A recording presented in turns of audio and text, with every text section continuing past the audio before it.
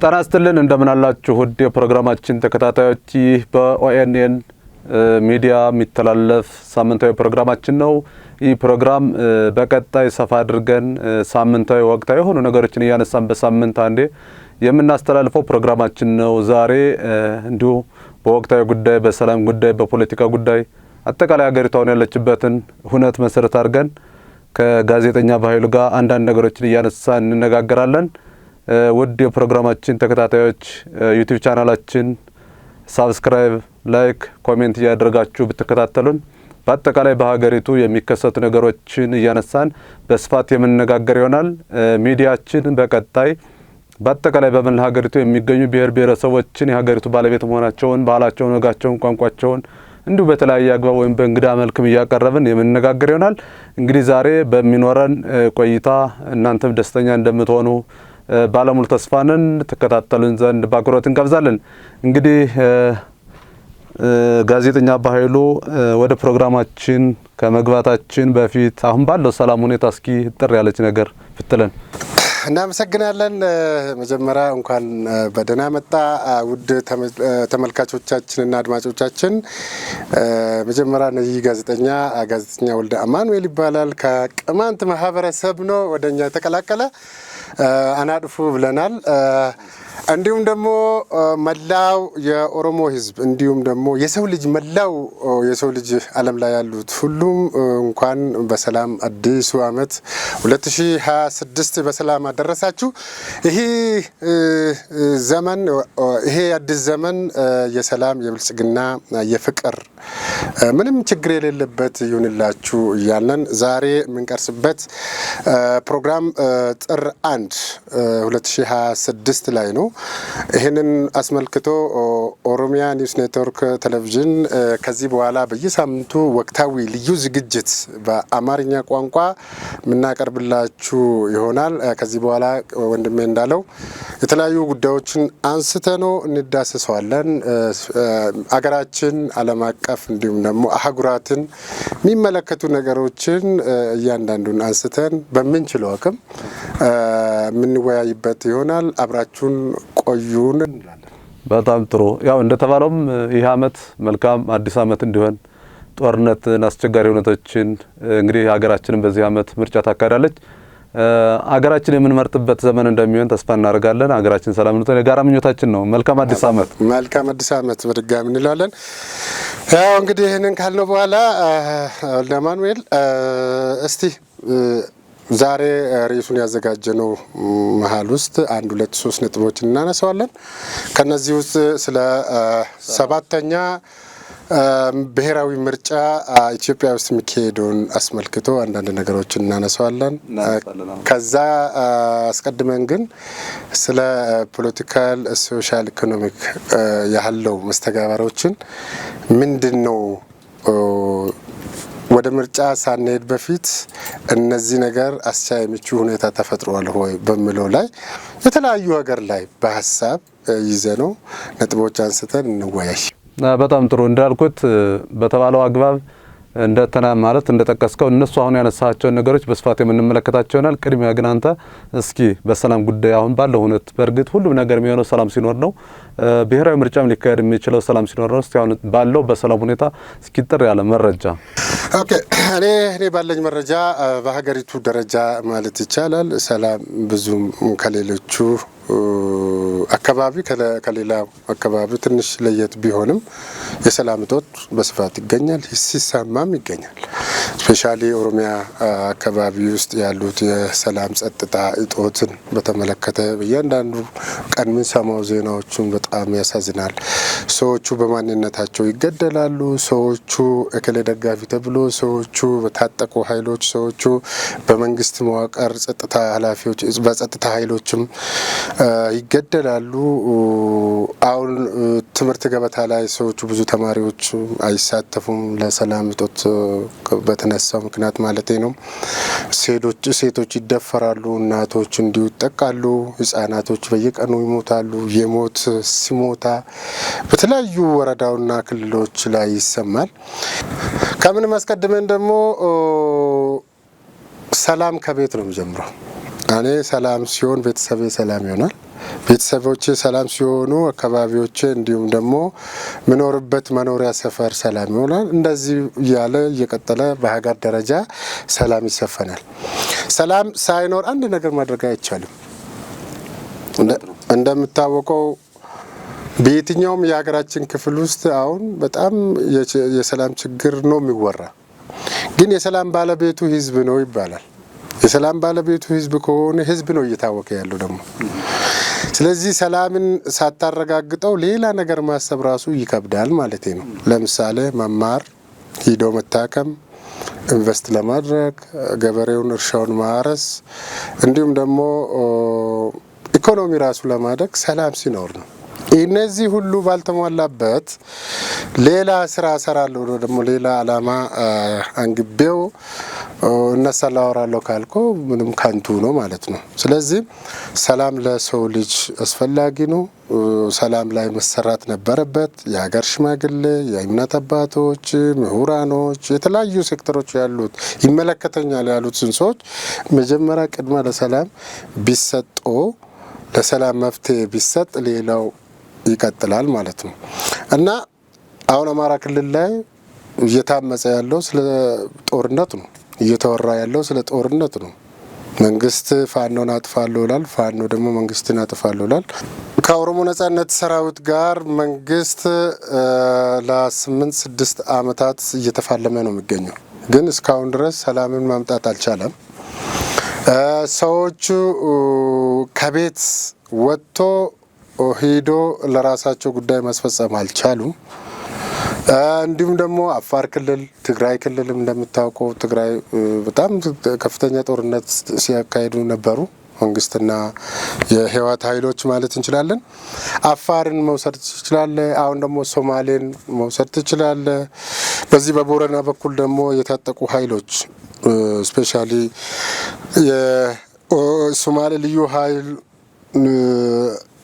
እንትኑን ሰብሮ አሁን ጥቃት እያደረሰ ነው። ስለዚህ ይሄን እንደ ሀገሪቱ ስናየው የሰላም ችግር በከፍተኛ ሁኔታ ይስተውላል። ስለዚህ መጀመሪያ ስለ ትምህርትም ስለ ምርጫም ስለ ፖለቲካም ሳናወራ በፊት ሰላም ላይ መሰራት ነበረበት። ሰላም ከሌለ እኔ እናንተ ቁጭ ብለን የምናወራበት ነገርም የለም። ስለዚህ ሰላም እንዴት ይመጣል በሚለው ላይ ደግሞ አንተም 1-2-3 በጣም ጥሩ። እንግዲህ እንዳልከው ሰላም የሁሉም ነገር መሰረት ነው። ሰላም ሊያስጠብቅ የሚችል የሀገር መከላከያ ሰራዊትም የታጠቀ ኃይል ብቻ አይደለም። ሰላም እንዲሰፍን የሃይማኖት አባቱ የራሱ ሚና ሊወጣ ይገባል። ሰላም እንዲሰፍን በሀገር ተሰሚ የሚባሉ ታላላቅ ሰዎች ማለት የሆነ አስተዋጽኦ ሊያደርጉ ይገባል። በነገራችን ላይ ታላላቅ አባቶችም የሃይማኖት አባቶችም መሪዎችም ስለ ሰላም ለመስበክ ቅድሚያ የሚያዳምጣቸው ትውልድ ሊገኝ ይገባ ነበር። አየው ከዚህ ጋር ትልቁ ችግር ምንድነው ሆኖ የምንመለከተው ግብረ ገባዊነት ጠፍቷል በሀገራችን። ይሄ ግብረ ገባዊነት ደግሞ እየጠፋ የመጣው ይሄ የፖለቲካ ኤሊቱን በለው ተምረናል የሚለው አካል ምናልባት ትንሽ ጥቅም ሊያገኝ የሚችለው ኢሞራል በሆነ መልኩ ሲንቀሳቀስ ተከታዮች ስለሚያፈራ ነው። አያችሁት እንግዲህ ብዙ ጊዜ አገሪቱ ወዳልሆነ ምስቅልቅል የገባቸው ተማርን የሚለው ኃይል ስለ ሰላም አይሰብክም። ስለ ሰላም የሚሰብክ ተወለ ተከታይ አያገኝም። ሉክ ተከታይ ማያገኝ ከሆነ ደግሞ ተከታይ እንዲያገኝ ምንድነው ማድረግ ያለበት? ዘመኑ የማህበራዊ ሚዲያ ዘመን ነው። ስለዚህ ራሱን ተሰሚነቱን እንጂ ሀገሪቱ ትቀድማለች ሀገሪቱ ትጎዳለች የሚል አስተሳሰብ በሀገሪቱ ጠፍቷል። የሞራል አባቶች ክብር አጥተዋል። አባገዳዎች፣ የሃይማኖት አባቶች በኦርቶዶክስም በሙስሊሙም በፕሮቴስታንቱ በሁሉም የሃይማኖት አባቶች የሚያስተላልፉት መልእክት ግብ አይመታም። ዛሬ አንድ ተራ በዩቲዩብ ወይም በቲክቶክ የራሱን ፕላን ብቻ የሚያራምድ አካል ነው ማለት ተሰሚነት እያመጣ ያለው። ይሄን መንግስት ቅርጽ ቢሰጠው በጣም የተለየ ኢትዮጵያ ትቅደም ማለት ኢትዮጵያን ማስቀደም ስትችል ነው ሀገሪቱን ሰላም ልታረጋት የምትችለው። ራስህን ብቻ የምታስቀድም ከሆነ የራስህን ብቻ ተሰሚነት ልታጎላ የምትፈልግ ከሆነ የሀገሪቱ ሰላም አጣብቂ እንደሆነ ነው የሚቀጥለው። ስለ ሀገር ሰላም ቆም ስንቱ ጀግኖች ተሰውተዋል። ሀገሩን እንድትቀጥል ስንት ዋጋ ተከፍሎባታል። ግን ሰላማን እያደፈረሳት ያለው ሁሉም የራሱን በጎ አዎንታዊ ተጽዕኖ ማድረግ ስለቻለ ነው ብዬ አምናለሁ። አብሶ የሃይማኖት አባቶች ቅድም እንዳልኩት የሞራል እንትናቸውን አጥተዋል።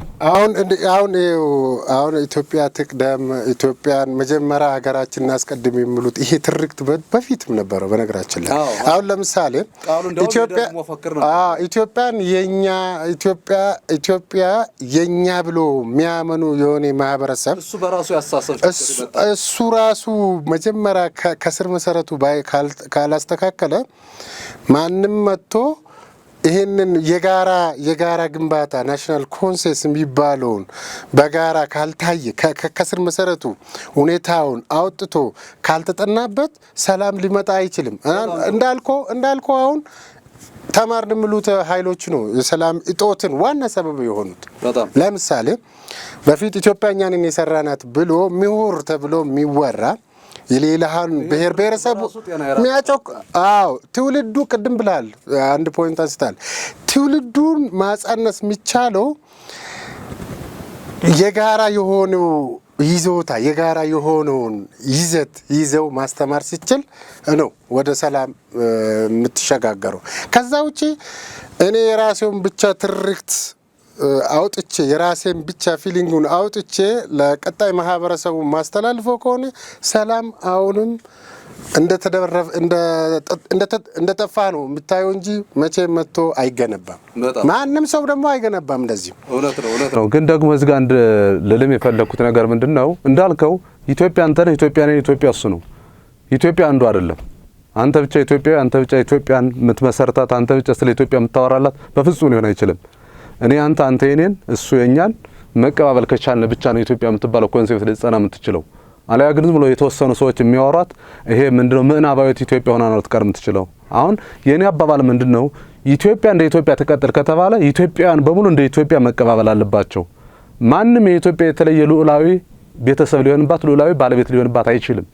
ለኢትዮጵያ ሁሉም አካል የራሱ ምንድነው አስተዋጽኦ አድርጎ ነው ኢትዮጵያን ኢትዮጵያ አድርጓት ይኖረው። እሱን አምነን በመቀበል ራሳችን ከፍ አድርጎ የማስቀመጥ ናሬሽን ነው አገሪቱን አሁን ካለችበት መከራ ሁሉ እንድትገባ ያደርጋት። መደማመጥ የተሳነም በዛ ነው።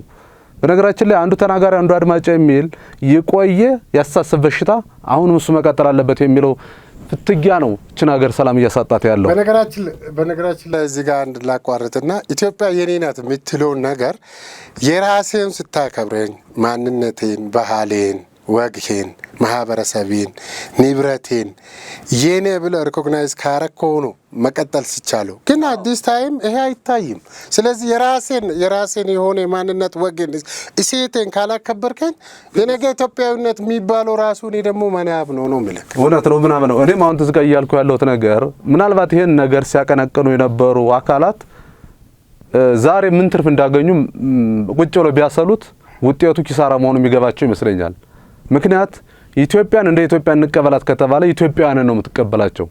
ኢትዮጵያውያንን ባሉበት የራሳቸው የኔ የሚሉትን ማንነት፣ የኔ የሚሉትን ባህል፣ የኔ የሚሉትን ካልቸር እሱን ያንተ አድርገህ ስትቀበለው ነው። ወይም የነሱ መሆናቸውን ደግሞ ክብር ሰጥተው ዋጋ ሰጥተህ ስትቀበለው ነው። የምታረገው ወሬ በሙሉ ወደ አንድነት ሊያመጣ የሚችለው ባህሉን እንደ ባህሉ ወልዳማን እንደ ወልዳማን ስንቀባበል ብቻ ነው። እሱን ባለማድረጋችን የተፈጠረ ችግር ነው። ይሄ ደግሞ ሰው ሆኖ የተፈጠረ አካል በሙሉ መነጋገር፣ መወያየት፣ በምን አግባብ አብረን እንኖር፣ በምን አግባብ እችን ሀገር እናስቀጥላት የሚለውን ነገር የጋራ ዳያሎግ የሚለውን ነገር ከዚህ አንፃር የሚመጣ ይመስለኛል። እሱን ማክበር ስላልቻልን ግን አሁንም መከራችን ሊቀጥል ካልሆነ መስተቀር መቼም ቢሆን ሰላም ልናመጣ አንችልም። ሰላም ለሀገራችን አዲሱ ዓመት እንዲሆን እንመኛለን። ወደ ቀጣዩ እንለፍ። በጣም አሪፍ ነው። ያው እንግዲህ እንደ መጀመራችን በጣም እጅግ ፍሬያማ ውይይት እያደረግን ነው ብዬ ገምታለሁ።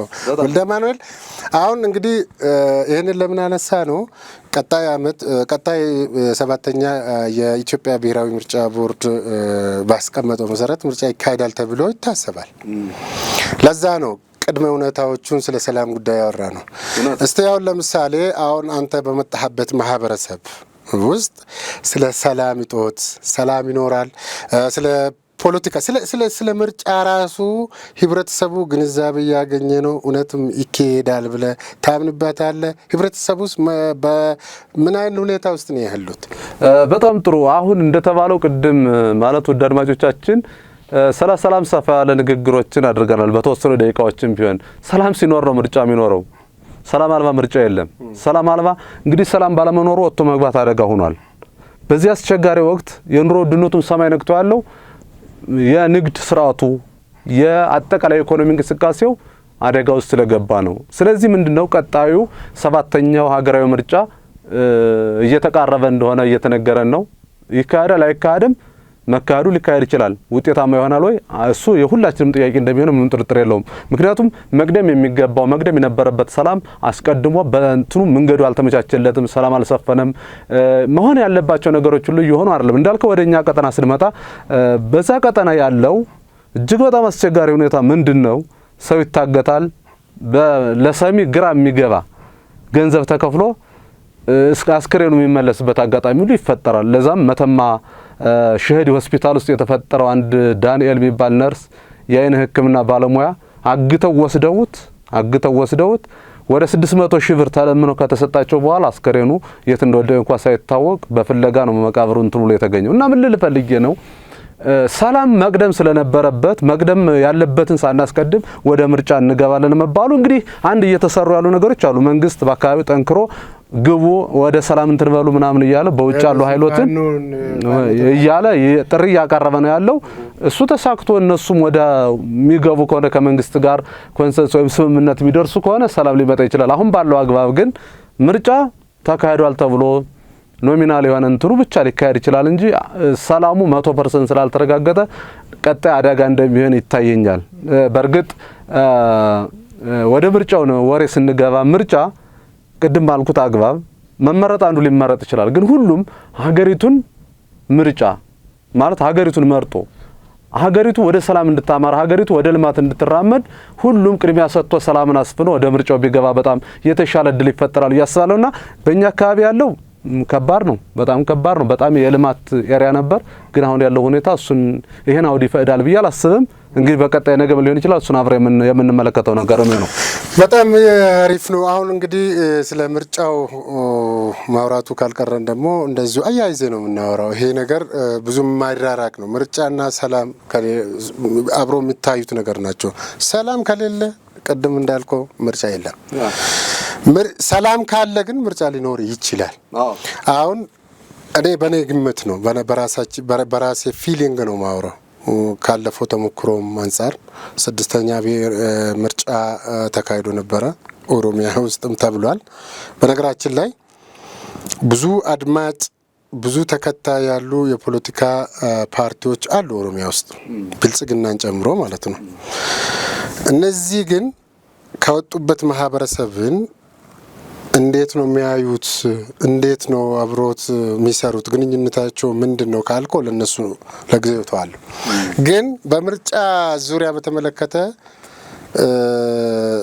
ይገርማል። ኦሮሚያ ከምንም አንድ ሀገር የምትሆን ነች። ኦሮሚያ ከምንም ከቆዳ ስፋትም የህዝብ ብዛትም እዚህ ውስጥ ያሉት ሀገሮችን ክልሎችን ብትበልጥ ነች። እንግዲህ እኔ አይደለም ስታቲክሱ ነው ብለው አይደለ። ስለዚህ ኦሮሚያ ውስጥ የተለያዩ ቅድም እንዳልኩ የተለያዩ ቦታ ሰዎች ይሞታሉ፣ ይገደላሉ፣ ይፈናቀላሉ፣ ራብ አለ፣ የጤና እክል አለ፣ የጤና ችግር አለ፣ ኢንፍራስትራክቸሩ የተሟላ አይደለም። ስፔሻሊ 75% የሚሆኑ ማህበረሰባችን ደግሞ ገበሬ ናቸው። አርሶ የሚበሉበት ራሳቸውን አርሶ መሬታቸውን እርሻው ላይ አርሶ ሰብላቸውን መሰብሰብ ማይችሉበት ደረጃ ላይ ያለው ነው። እንደዚህ ያለ ሰላም ሳይኖር ሰው ገበያ ወጥቶ ነግዶ ሸምቶ መግባት ካልቻለ ተማሪ ቅድም እንዳልኩት ተማሪ ትምህርት ቤቱን ተከታትሎ ትምህርቱን ካላጠና አስተማሪ ተማሪዎቹን ማስተማር ካልቻለ ጤና ጣቢያዎች የተለያዩ ሰርቪስ መስጠት ካልቻሉ በሰላም እጦት ስለዚህ አሁንም የሰላም ጥያቄ ምልክት ውስጥ ነው ማለት ነው። ስለዚህ ኢንዳይሬክትሊ ምርጫው አሁን ባልኩበት ስፍራዎች ምርጫው ይካሄዳል ካለው የምርጫ ውጤቱ ምን እንደሆነ ለኛ አይደለም ለሌሎቹም መተው እንችላለን እንዲገምቱ ማለት ነው። ፕላስ እንበልክና ምርጫው ይካሄዳል ተብሏል። አሁን የተለያዩ የኦሮሚያ ፖለቲካ ፓርቲ በህጋዊ መንገድ የሚንቀሳቀሱ ፓርቲዎች ኦነግና ኦፊሲ ካፋው አሁን 7ኛ ምርጫ ሊሳተፉ የሚል ጭምጭምታዎች አሉ። በነገራችን ላይ ካፋው ከሁሉም ዞኖች ትቶ አዲስ አበባ ብቻ የተወሰኑ አባላቶችን ምርጫው ውስጥ ለመግባት አባላቶችን አስገብተዋል። የኦነግን በይፋ ባንሰማም ማለት ነው። ኦሮሚያ ውስጥ ደግሞ በጣም ተሰሚነትና በጣም ደጋፊ ያሉት እውነት ለመናገር ከብልጽግና እኔ እንጃ አላውቀውም። ቁጥሩን እንግዲህ አሃዙን በደንብ ላልገምት እችላለሁ። በጣም የሚታወቀው ኦነግና ካፋው ነው። ካፋው ኦነግ ጽህፈት ቤቱን በተለያዩ የኦሮሚያ አካባቢ ወረዳዎች ላይ ብዙ ወደ ባልሳሳት ወደ 400 ምናምን የቢሮ ጽህፈት ቤቱ ውስጥ አንድ ብቻ ነው ክፍት የሆነው። አይገስ ምርጫ 1 ወር 2 ወር ቢቀር ነው ከዚህ በኋላ ግንቦት ላይ ምርጫ ይካሄዳል። የኦነግ ቢሮ ጉለሌ ያለው ዋና መስሪያ ቤቱ ብቻ ነው አሁን ክፍት ሆኖ አገልግሎት ላይ ያለው። ከ400 ምናምን ደግሞ ቢሮ ጽህፈት ቤቶቹ ታሽጓል። አባላቶቻቸው እንዳለ የታሰሩ አሉ፣ የታገሩ አሉ። 8 ዓመት ሁላ አሁን አባላቸው 8 ዓመት ያለ ፍርድ የታሰረው አለ። ስለዚህ የፖለቲካ ሜዳው ሰፊ ነው። ሆይ ጊዜው አሁን ደርሷል። ጊዜው ግንቦት ላይ ይካሄዳል ተብሏል። ግንቦት ላይ ኦነግ ምን ስራ ሰርቶ ይሁን የፖለቲካ አደረጃጀቱን የፖለቲካ እንትኑን የፖለቲካ አክቲቪቲውን ለኦነግ ነው ምተው እሱ ራሱ ነው የሚያቆም፣ ግን ግራውንድ ላይ ያለው። ስለዚህ ይሄ ሁኔታዎች ባልተፈጠሩበት አሁን ካፋውም እንደዚህ ነው። እንዲሁም ደግሞ የተለያዩ አካባቢዎች አሁን ጦርነት ባሉበት ቦታ ላይ ምርጫ አካሄዳለሁ ካልኩ እንጃ የምርጫ ጨረባ የሚባል ካልሆነ በቀር ምርጫው በደንብ ይካሄዳል ተብሎ የሚታሰብ አይደለም። አሁን እንዳልከው ቅድም እዚህ ወደ አማራ ክልል አገው፣ ቅማንት እዛ ውስጥ የሰላም እጦት አለ አይደል? አማራ፣ ባህር ዳር፣ ጎንደር ውስጥ ከፋኖ የሚባሉ ኃይሎች ጋር መንግስት እየተታከሰ ነው ስቲል ቱዴ አይደለ? ስለዚህ ይሄ ነገር መፍትሄ ሳይበጅለት ኢቭንቶ ስለ ጦርነቱ ቀደም እንዳናነሳ ነው እርስ በራሳችን የመቀራረብ ሁኔታ ሳይፈጠር ናሽናል ኮንሰንሰስ የሚባለው ይሄ አሁን ብሔራዊ መግባባት ምናምን ብሎ አንድ የሆነ በመንግስት ኮሚሽን ተማክሮ እየሰራ ያለው ሳይሆን ሁሉንም የሰዎች የዜጎቹን ጥያቄ ሳይፈታ ሳይቀራረብ ሳይግባባ ፍትሃዊ ምርጫ አካሄዳለሁ ማለት እንደኔ ከባለፈው ምርጫ የተለየ ነገር ይመጣል ብዬ ማስብም አይደለም። ቢኮዝ እንዳነሳው ሪዝኖቹ አሉ። እኔ እናንተ በደንብ ሳንግባባ ስለ ምርጫ እንሄድ ብንል የምርጫው ሂደቱን የምርጫ ሪዛልቱን እኮ ማወቅ ትችላለህ። ምርጫ በሀገራችን አንዱ የጠብ መንስኤ እንደሆነም ይታወቃል። ከአሁን በፊት ያለፉትም ነገሮች ስንመለከት የሀገራችን ፖለቲካ የተበላሸው ከመሰረቱ ከፓርቲዎችም ከገዢው መንግስት ቢሆን ያለው የእርስ በርስ የመቀባበል ችግር ያለ ይመስለኛል። እንዳልከው ምርጫ ሲኖር ማለት ምርጫ ሊኖር የሚችለው አስቀድሞ መቅደም እንግዲህ ምርጫ በነገራችን ላይ ፖለቲካ ነው፣ የፖለቲካ መብት ነው። ይሄ ምንድነው ዲሞክራሲ መብት የምትለው ነው።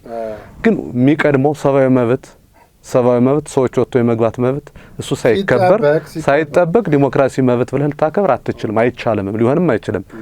ከዚህ አንፃር እንደተባለው ፖለቲከኞች አንተ አሁን ስትል ከነበርከው አንፃር መንግስት ከዘጋቸው ቢሮ ከዘጋቸው ሙሉ በሙሉ እንደተዘጋ ነው እየነገርከኝ ያለው። አጠቃላይ የክፍለ ሀገር ወይም ወደ ገጠሩ ክፍል ወይም በክፍለ ሀገር ደረጃ እንግዲህ አዳማ እንግዲህ ትልቁ ከተማ ነው አይደል?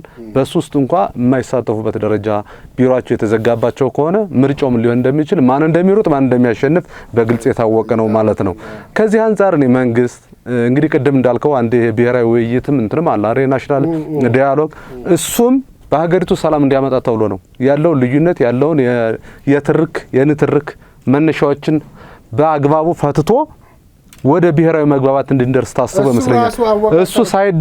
እሱ ሳይደረግ እንዳልከው እሱ ቀድሞ አሁን የተዘጉ ቢሮዎች እንዲከፈቱ ፖለቲከኞች በነጻነት ተንቀሳቅሰው እንዲቀሰቀሱ የሚለው መድረክ ሳይከፈት ብሔራዊ ውይይትም የለም ምርጫም በአግባቡ ይካሄዳል ለመጫወት ትንሽ የሚሆነ ለሰሚም እንትን ሊል የሚችል ነውና መንግስት እንደው የሚገባኝ እንደ መንግስት እቺ ሀገር እየመራትም ያለሱ ነው እንደ ገዢ ፓርቲ ሌሎችን የምርጫ መወዳደሪያ መዲያዎችን ሳዘጋጅ ምርጫ አደርጋለሁ ማለት እንግዲህ ማን ወርጦ ማን ያሸንፍ የሚል አይነት ጨዋታ መሆኑን ለማንም ግልጽ ነውና መንግስት ከዚህ ጋር መስራት ያለበት ነገር እንዳለ ነው የሚታይ ምን ማለት ነው ቀደም ስለ ሰላም አንስተናል ሰላም ሲኖር ነው ሁሉ ነገር ሊሆን የሚችለው ብለናል እኔ እርግጠኛ ነኝ መንግስት 100% የሚቆጣጠረው ሁሉን የሀገሪቱን ክፍል ተቆጣጥሮ ነው ምርጫን ማካሄድ ያለበት እንግዲህ መንግስት ባንድም በለው በሌላ መልኩ እስከ ታች እስከ ወረዳም እስከ ቀበሌም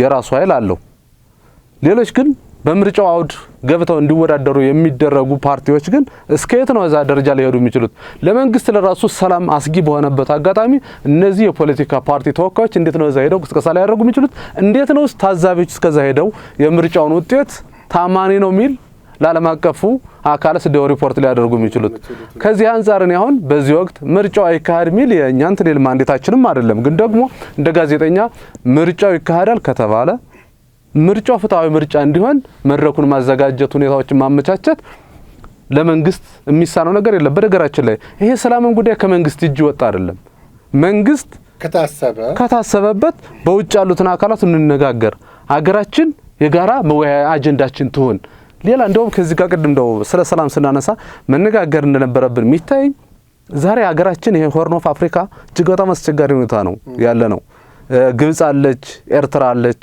እንዲሁ አሁን እየተፈጠረ ያለው ነገር ቀላል ነገር አይደለም ስለዚህ አገራችን ሰላም እንድትሆን ማንንም እንዳይደፍራት እነዚህን በውጭ እንግዲህ እየታገለን የሚሉ አካላትን ጠርቶ አቅጣጫ እንዲይዙ የማድረግ መንግስት በነገራችን ላይ ብዙ ጊዜ ይጠራል ግን ያ ጥሪ እነሱ ለምን አልተቀበሉትም ብለን ስንመለከት እሱ የሚጠራላፍ ብቻ መሆኑን የሚያሳይ ነገር መኖር ግልጽ ነው ከዚህ አንፃር ኑ ብሎ ከልብ የመነጨው ጥሪ ቢሆንና እነሱም ቢመጡና ቢያንስ ሀገሪቱን ቅድሚያ ሰላም አድርገን ከዛ በኋላ በሰላም ብንወያይ የተሻለና ምርጫውንም በተሻለ መልኩ አሸናፊና ተሸናፊ የሚኖርበትን መድረክ ማዘጋጀት ይቻል ነበር ያስባለሁ እንደተባለው ከምርጫ አንፃር ከተነሳ ነገር ሀገሪቱ በጣም ብዙ ወርቃማ እድሎችን አሳልፈዋል ይሄም የመንግስት ችግር ብቻ አይደለም ተቃዋሚዎችን በራሳቸው ሲፈጥሩት የነበረው ችግር እንዳለ እናምናለን ለምሳሌ የ97 ምርጫ የመንግስት በጣም ከፍተኛ ተጽዕኖ ቢኖርም አዲስ አበባን እንኳን ያሸነፈው አካል በወቅቱ እርሳቸው ተግባብተው እንኳን አዲስ አበባን አስተዳደር እንኳን መረከብ አልቻሉም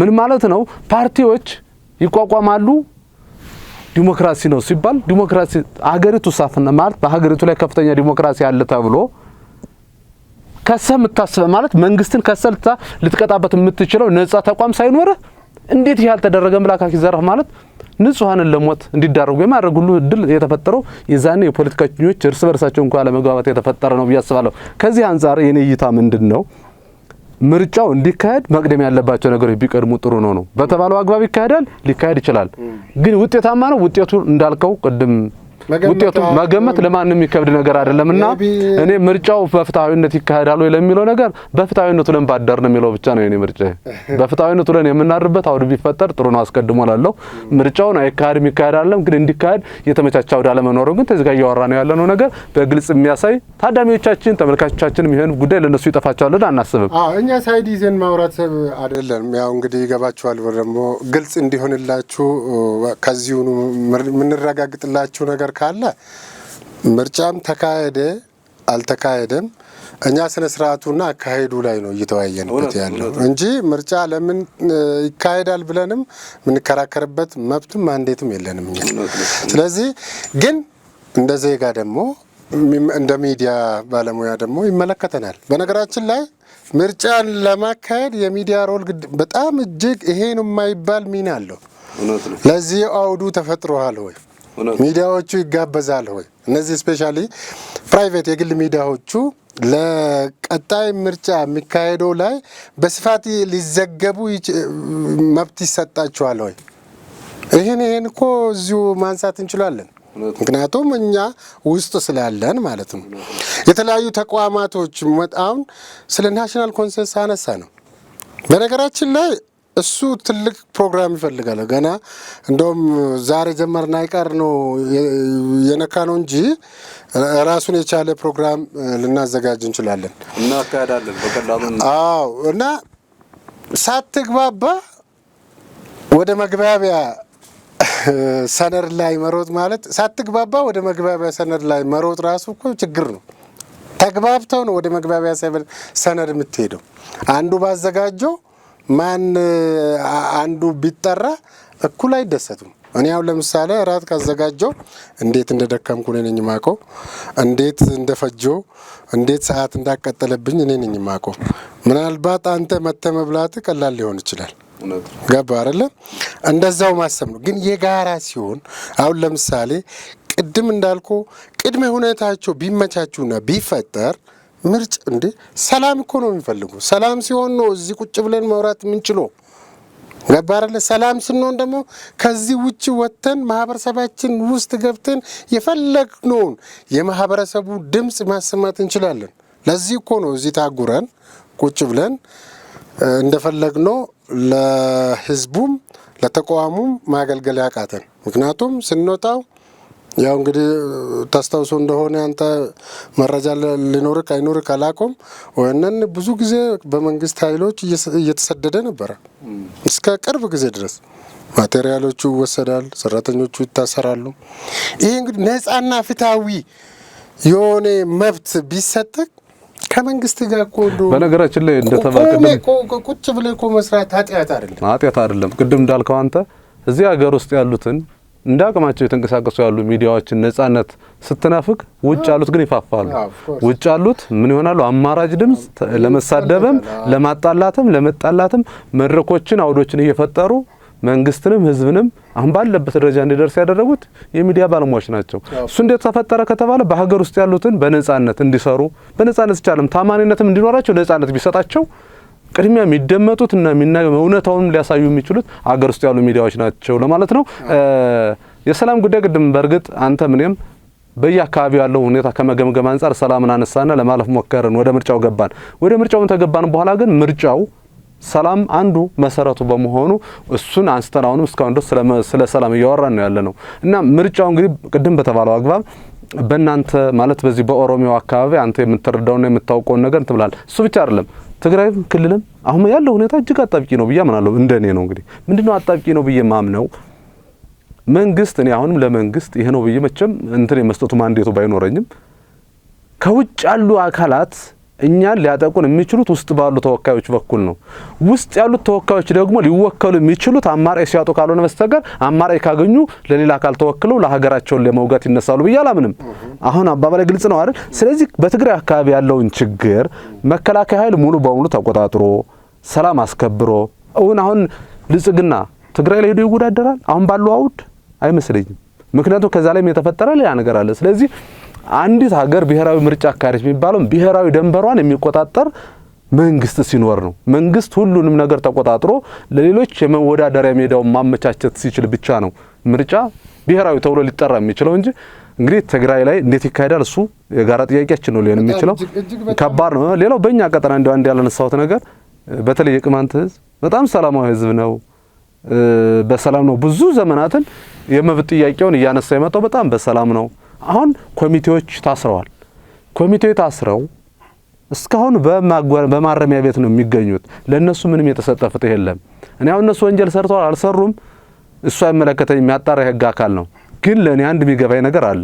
ያነሱት የመብት ጥያቄ ነው ከተባለ መብት ጥያቄውን የሚያስከብሩ መብት ጥያቄውን በህግ አግባብ ሲጠይቁ የነበሩ ወንጀለኛ ናቸው ብሎ መፈረጅ አስቀድሞ የሙ ጥያቄው ወንጀል ነበር ማለት ነው ወይ የሚለውን ጥያቄ እንድናነሳ ያደርጋልና እነዚህን አካላት አስሮ አሁን ባለው አውድ የቅማንት ህዝብ በነጻነት በሰላም እንትን ብሎ ተገቢው እንትኑን አውድ ሰጥቶ ክብር ሰጥቶ ምርጫ ይሳተፋል ብዬ እኔ አሁን ይከብደኛል። ከዚህ አንፃር አገውም እንደዛ ነው።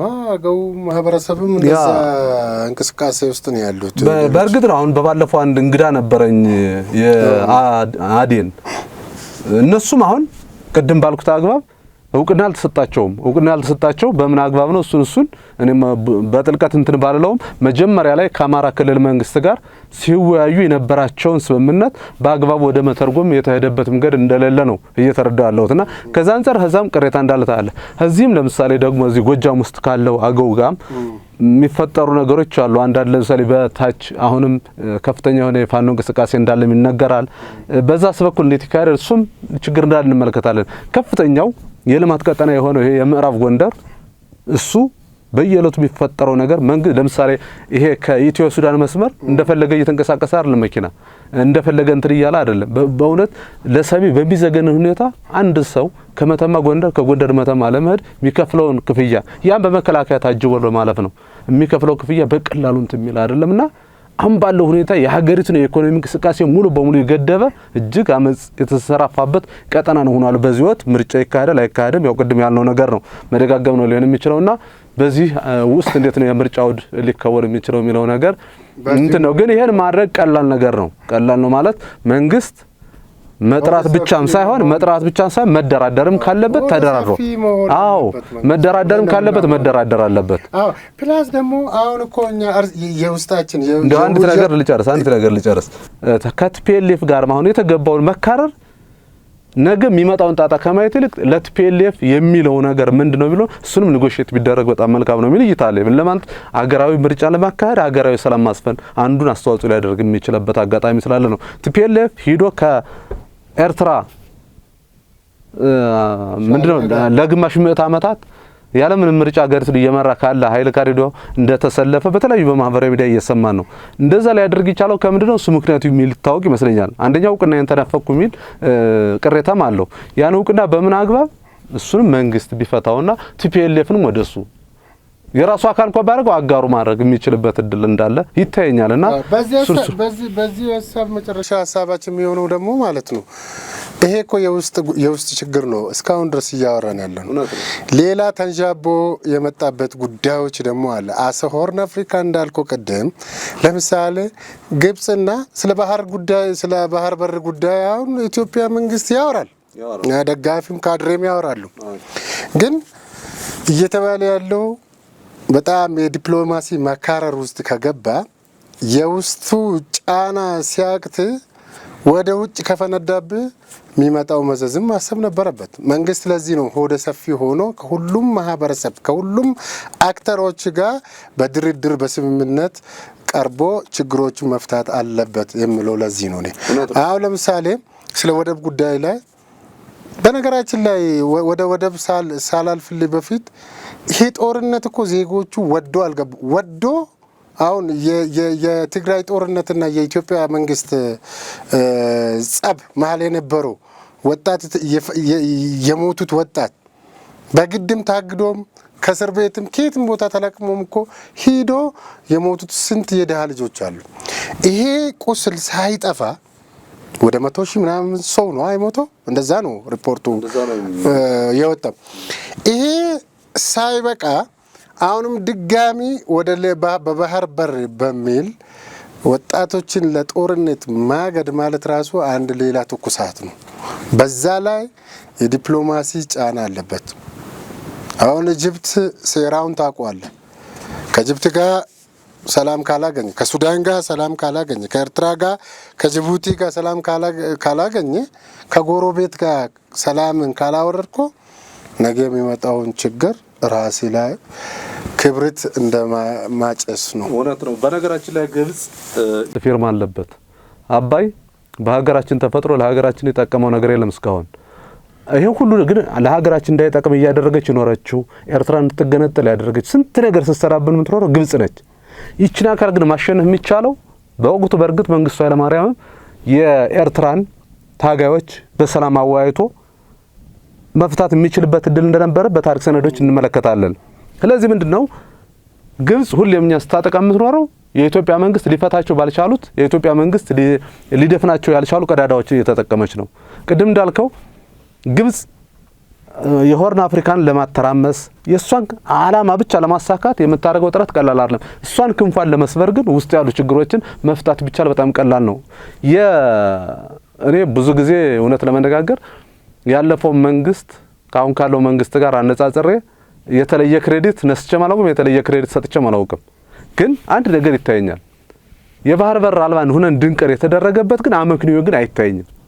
እሱን አሁን መንግስት ለምን አነሳው ቢያነሳው ጥሩ ነው ብዬ አምናለሁ። ግን ደግሞ መቅደም ያለበትን የውስጥን ሰላም አስጠብቆ ያችን እንደ ጆፌ አሞራ እንደዚህ ክንፋን ዘርግታም ትዞርብን መሰሪ ጠላታችን ማሸነፍ ይቻላል ብዬ አምናለሁ። ግብጽን ለማሰነፍ ቢያንስ አሁን እንደዚህ እንደተባለው በውስጥ እየተንቀሳቀሱ ያሉ አካላትን ምን ማድረግ አለበት? በሰላም ሴትን ማድረግ አለበት። እንዴ በኦሮሚያ ክልል እየተንቀሳቀሱ ያሉትን የታጠቁ ኃይላት ለማምጣት እኮ በህግ ትምህርት ውስጥ ይሄ ምንድነው ዘሎ ኦፍ ሂስትሪ የሚባል እንትን አለ። እዛ ላይ የብዙ ሀገሮች የህግ ተሞክሮ በብዙ ሀገሮች ያሉ የዚህ ምንድነው የባህል ተሞክሯቸው ነው ወደ ህግነት የሚመጣው። ይሄ ሌጋል ሂስትሪ ላይ በህግ ትምህርት ሌጋል ሂስትሪ ውስጥ አለ። ከዛም ላይ ከፍተኛ ለዓለም ምሳሌ ሊሆን የሚችል የኦሮሚያ ያባገዳዎች የዚህ የገዳ ስርዓት ሲስተሙ አለ። በዛ አግባብ ተነጋግሮ እየተንቀሳቀሱ ያሉትን እነሱ የሚፈልጉትን የሚጠይቁትንም ኮምፕሮማይዝ አድርጎ ማምጣት ቢቻል በቃ ማሪፍ ነው። ወልደ ማኑኤል ሰዓታችን እንዳይሄድብን አሁን የተለያዩ ነገሮች እናወራለን። ከዚህ በኋላ ጥሩ ሀሳብ ጥሩ ውይይት እያደረግን ነው የምንገኘው። ክቡራትና ክቡራን አድማጮቻችንና ተመልካቾቻችን አሁንም ያው እንግዲህ እንደ መጀመሪያችን የተለያዩ ነጥቦችን አንስተናል። ቀጣይ ደግሞ በዚሁ አካፍለ ነው በየክፍሉ ፕሮግራማችን አስተማሪ ይሆናል ብለን ነው ያዘጋጀነው እናዘጋጃለን፣ ለተመልካቾቻችንም እናቀርባለን። ስለዚህ አሁን ቀረ የምትለው ነገር ካለ? ምንም ቀረ የምለው ነገር አሁን የተለየ ነገር አይደለም። ምን ለማለት ፈልጌ ነው ለሰላም ምሳሌ የሚሆን ባህል ያለው ህዝብ ማህበረሰብ ውስጥ ጠብ ሲፈጠር ያንን በዛ መልኩ አለማብረድ ይሄ መንግስት ሰከን ብሎ ትኩረት ሰጥቶ ቢሰራበት የሚከብድ ነገር አይደለም። በአማራ ክልልም ውስጥ በትግራይም ክልል ውስጥ በአጠቃላይ በኢትዮጵያ ውስጥ ያሉ መልካም እሴቶች አሉ። እነሱን አስቀድሞ ሀገሪቱን ወደ ሰላም አምጥቶ ምርጫውም የተዋጣለት እንዲሆን የጋራ ምኞታችን ነው። እንግዲህ በኃይሉም እንዳለው በቀጣይ ሌሎችንም አጠቃላይ ሀገራዊ የሆኑ ነገሮችን እያነሳን በስፋት የምንነጋገር ይሆናል። ምናልባት አንተ የምትለው ነገር? ስለ ኢንፍሌሽን ጉዳይ አለ፣ ስለ ማህበራዊ መስተጋበሮች አሉ፣ ብዙ ነገሮች ስላሉ በቃ አካፍለ ነው ያው ይሆናል የተባለውን በቀጣይ ፕሮግራሞቻችን ላይ እናቀርባለን። ያው ዛሬ እንግዲህ አድማጭ ተመልካቾቻችንን ብናሰናብተው በጣም ጥሩ። እንግዲህ ያው እስካሁን የነበረውን ይመስል ነበር። እንግዲህ ውይይታችን በቀጣይ ሰፋ አድርገን እንግዲህ ከናንተም ኮሜንት እንጠብቃለን። ዛሬ እንደ ጀማሪነት ብዙ ኮንስትራክት የሆነ በተዋቀረ መልኩ ብዙ ነገር ላንል እንችላለን። ግን ስሜታችን ጥሩ እንዲሆን ትረዱናላችሁ። እንደሚሆን ደግሞ ከናንተ በኮሜንት በብዙ ነገር እንጠብቃለን። እርግጠኛ ነን ታበረታቱናላችሁ። በቀጣይ ሰፋ አድርገን የተሻሉ ነገሮችን እንሰራለን ብለን እናስባለን። ለነበረው ቆይታ ከልብ እናመሰግናለን። ክብር ይስጥልን። በድጋሚ በአፋን ኦሮሞ በገበረሃራ ኩመለማፍ ድግደሚ ጀሃን ኡመተ ብየ ከና ሁንዳፊ ከነ ዱኛ ረት ከበጀተን ሁንዱማን ሲንገይስን ጀና በርኩን በረሃራ በረገመቹ በረነጋህ በረቀነኒ በራጅሩፍ ጅሬኝ ኢልሚነማ አረኮ ፊ ሶዳ መሌ እትሚልካው ወከተው ደጋ ከኑት ያውን አዚያማ ዳንግት ነው። አዚያማ ዳንግት ነው። ከመንትሬው ሀገርስ ማለት ፈልጋለሁ። ከወረሰድ እና መሰግናለን።